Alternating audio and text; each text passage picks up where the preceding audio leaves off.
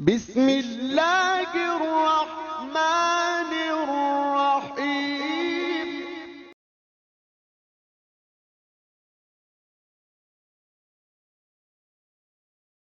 مکہ پاک میں ایک شخص تجارت کی نیت سے آتا ہے اور آ کے وہ تجارت کرتا ہے۔ جب رات کا وقت ہوتا ہے، کافی وقت گزر جاتا ہے، تو وہ ادھر ادھر بھٹکتا پھرتا ہے کہ کوئی بندہ مجھے رات رہنے کے لیے جگہ دے دے، لیکن اس وقت کوئی بھی بندہ اس کو رات رہنے کے لیے جگہ نہیں دیتا۔ تو وہ ایک سائل کے پاس چلا جاتا ہے اور اس سے کہتا ہے کہ یار میں بھی سائل ہوں، تو مجھے آج رات رہنے کے لیے کوئی جگہ چاہیے، کوئی چھت چاہیے، تاکہ آج کی رات میں وہاں پہ رہ کے اپنی رات کو گزار سکوں۔ تو وہ کہنے والا جب یہ بات کہہ چکا ہوتا ہے تو سننے والا اس کو جواب دیتا ہے کہ فلاں محلے میں چلے جاؤ، وہاں پہ محمد عربی صلی اللہ علیہ وسلم آقا کا شانہ مبارک ہے۔ جب تم جا کے اس دروازے پہ دستک دو گے تو آقا نعمت صلی اللہ علیہ وسلم باہر نکلیں گے، تو تم ان کے ساتھ جو بھی تمہاری ضرورت ہے ان کے سامنے تم بیان کرنا، وہ تمہاری اس ضرورت کو پورا کر دیں گے۔ اب وہ بندہ کہنے لگا کہ میں تو نبی رحمت صلی اللہ علیہ وسلم کو مانتا ہی نہیں ہوں، نہ میں ان کے دین کو مانتا ہوں اور نہ میرا ان پہ ایمان ہے، اس کے باوجود بھی وہ مجھے جگہ دے دیں گے۔ تو اس نے کہا کہ یہ تو جا کے دیکھ لے کہ وہ تیرے ساتھ کس قسم کا سلوک کرتے ہیں۔ اب حاضرین کرام، وہ بندہ آقا دو جہاں صلی اللہ علیہ وسلم کے کاشانہ مبارک کی جانب رواں دواں ہوتا ہے اور جا کے دستک دیتا ہے۔ اندر سے میرے پیارے نبی صلی اللہ علیہ وسلم والضحیٰ کے چہرے والے، واللیل کی زلفوں والے، ما زاغ البصر وما طغیٰ کے کاجل والے، ید اللہ کے مبارک ہاتھوں والے، الم نشرح لک صدرک کے سینے والے باہر آتے ہیں اور اس سیل سے پوچھتے ہیں آنے والے بتا تو کس نیت کے ساتھ آیا ہے، تیری کیا ضرورت ہے؟ اب وہ بندہ کرتا ہے عرض کہ اے کملی والے آقا صلی اللہ علیہ وسلم، میں سائل ہوں، تجارت کرنے کے لیے آیا تھا، وقت کافی ہو چکا ہے، اب سوچ رہا ہوں کہ رات آپ کے پاس گزار لوں، لیکن مجھے اس بستی میں کوئی پناہ نہیں دے رہا، اس لیے میں آپ کے دروازے پہ آ گیا ہوں کہ آپ مجھے پناہ دے دیں۔ آقا دو جہاں صلی اللہ علیہ وسلم نے کہا کہ ٹھیک ہے، تم ایسا کرو کہ اندر آ جاؤ، تمہیں اچھی جگہ رہنے کو ملے گی، کھانے پینے کے لیے ہر شے ملے گی۔ تو وہ کہنے لگا کہ اے محمد عربی صلی اللہ علیہ وسلم، اندر آنے سے پہلے میں آپ کے ساتھ ایک بات کرنا چاہتا ہوں، اس بات کو میں کلیئر کر دینا چاہتا ہوں۔ میرے نبی رحمت صلی اللہ علیہ وسلم نے پوچھا کہ اے پوچھنے والے بتا، تیرا کیا سوال ہے، تو کیا بات کرنا چاہتا ہے؟ تو وہ کہتا ہے کہ اے محمد عربی صلی اللہ علیہ وسلم، میں آپ کو نہیں مانتا،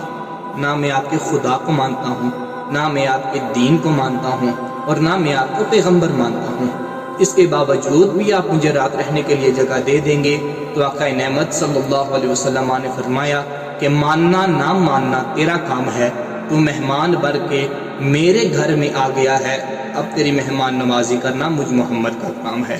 واہ واہ سبحان اللہ! ذرا دیکھیے تو صحیح کہ ہمارے آقا صلی اللہ علیہ وسلم کو اللہ رب العالمین نے کتنا احسن انداز عطا فرمایا ہے، کتنا خوبصورت اخلاق عطا فرمایا ہے کہ بندہ منہ پہ کہہ رہا ہے کہ میں آپ کو نہیں مانتا، لیکن میرے نبی رحمت صلی اللہ علیہ وسلم اس کے باوجود اس کو اپنے سینہ انور کے ساتھ لگا رہے ہیں۔ اب وہ شخص اندر چلا جاتا ہے، میرے نبی کریم صلی اللہ علیہ وسلم اس کو سونے کے لیے ایک بستر دیتے ہیں اور اس کے بعد اس سے پوچھتے ہیں بتا تو نے کچھ کھایا پیا بھی ہے یا کچھ کھائے پیے گا؟ تو وہ کہنے لگا کہ اے آقا صلی اللہ علیہ وسلم، آپ ایسا کیجئے کہ آپ مجھے کھانے کے لیے کچھ دے دیں۔ تو میرے نبی رحمت صلی اللہ علیہ وسلم کے کاشانہ مبارک میں کھانے پینے کی جتنی بھی چیزیں تھیں آقا نے اس کے سامنے لا کے رکھی اور اس نے وہ سارے کا سارا نوش کر لیا۔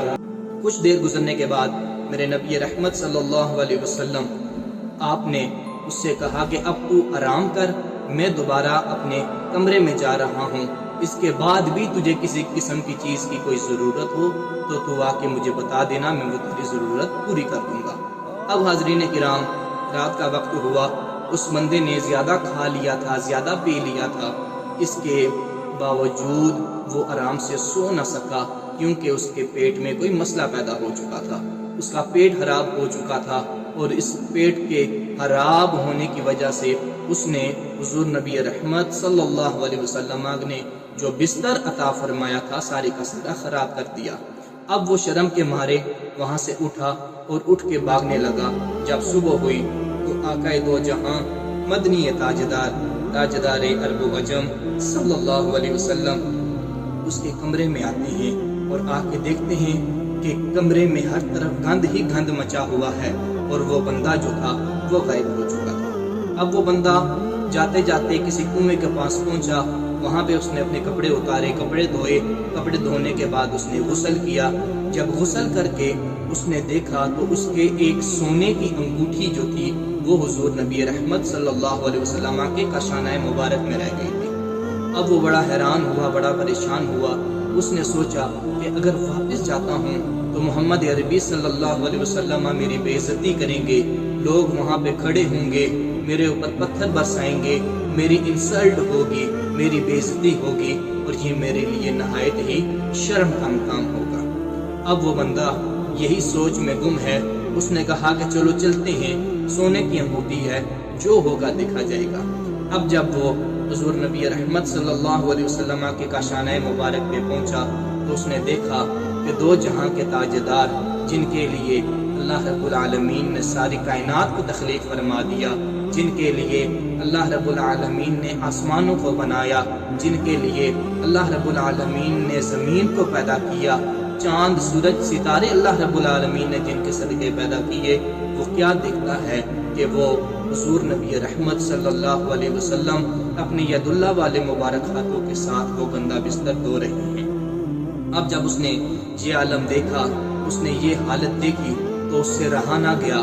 اور آقا دو جہاں صلی اللہ علیہ وسلم نے جب اس کی طرف دیکھا تو حضور نے پوچھا کہ اے بندے تو کدھر چلا گیا تھا؟ میں تو تیری خدمت کرنے کے لیے آیا تھا کہ تجھ سے ناشتے کا پتہ کروں کہ تجھے کسی چیز کی ضرورت نہ ہو، تیری رات کس طرح گزری ہے، لیکن میں تجھے ڈھونڈ رہا ہوں، تو مجھے مل رہا نہیں ہے۔ اب ذرا مجھے یہ تو بتا کہ کیا تو نے ناشتہ کرنا ہے، تجھے کسی چیز کی ضرورت ہے؟ اس نے کہا کہ اے کملی والے آقا صلی اللہ علیہ وسلم، ناشتہ وغیرہ ہم بعد میں کریں گے، سب سے پہلے آپ مجھے کلمہ پڑھا کے اپنا غلام بنا لیں۔ واہ واہ سبحان اللہ۔ حاضرین کرام، سامعین کرام، ذرا آپ اس بات سے اندازہ لگا لیجئے کہ حضور نبی رحمت صلی اللہ علیہ وسلم نے کوئی اس کے ساتھ زبردستی نہیں کی، آقا نے اس کے ساتھ کوئی ایسا برتاؤ نہیں کیا، لیکن فقط میرے آقا صلی اللہ علیہ وسلم نے اپنا اخلاق اس طرح پیش کیا، انہوں نے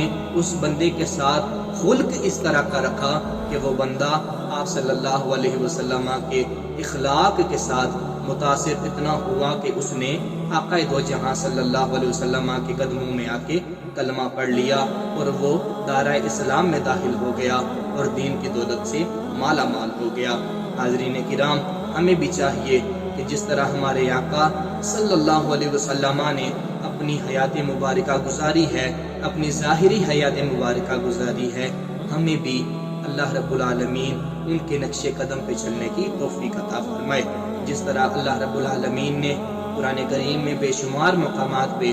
آقا دو جہاں صلی اللہ علیہ وسلم کی شانیں بیان فرمائی ہیں۔ اللہ رب العالمین نے ارشاد فرمایا لَقَدْ كَانَ لَكُمْ فِي رَسُولِ اللَّهِ أُسْوَةٌ حَسَنَةٌ، کہ بے شک حضور نبی رحمت صلی اللہ علیہ وسلم کی جو زندگی مبارک ہے، جو حیات طیبہ ہے، وہ ہر انسان کے لیے رشد و ہدایت کا ذریعہ ہے۔ اللہ رب العالمین کی بارگاہ میں دعا ہے کہ اللہ رب العالمین ہمیں آقا دو جہاں مدنی تاجدار عرب و عجم صلی اللہ علیہ وسلم کا سچا عاشق بننے کی توفیق عطا فرمائے، اور اللہ رب العالمین ہمیں سرکار کے ساتھ اتنی محبت عطا فرمائے کہ اس محبت کے بغیر ہمارا رہنا اور ہمارا جینا ناممکن ہو جائے۔ السلام علیکم ورحمۃ اللہ تعالی وبرکاتہ۔